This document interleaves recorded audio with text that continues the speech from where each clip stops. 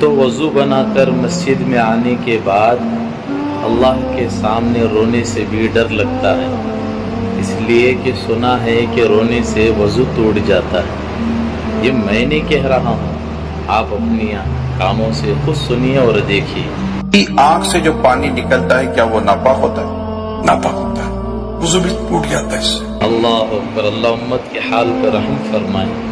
کیسے کیسے مسائل لوگوں کو گمراہ کر کے لوگوں کے سامنے بیان کر رہے ہیں۔ اب تو انسٹا کھول کے ویڈیو دیکھتے ہوئے بھی ڈر لگتا ہے۔ سنا ہے کہ بعض منافق لوگ آدھی بات کو لے کر لوگوں کو گمراہ کرتے ہیں۔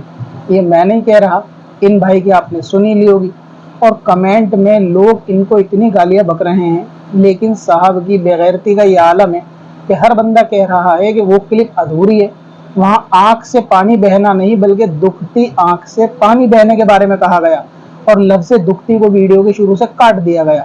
تو اب آپ اس سے اندازہ لگا لیجئے کہ یہ جماعت لوگوں کو گمراہ کرنے میں کتنی آگے، کہ شیطان بھی آرام سے بیٹھ کر انجوائے کر رہا ہوگا کہ چیلے ان کا کام کر ہی رہے ہیں۔ اصل میں نارمل رونے سے، نارمل آنکھ کے آنسو سے وضو نہیں ٹوٹتا، بلکہ زخم ہو یا دکھتی ہوئی آنکھ ہو اس سے پانی نکلتا ہے تو جا کے وضو ٹوٹتا ہے، اور اس آڈیو کلپ کے اندر یہ بات جو ہے وہ کاٹ دی گئی۔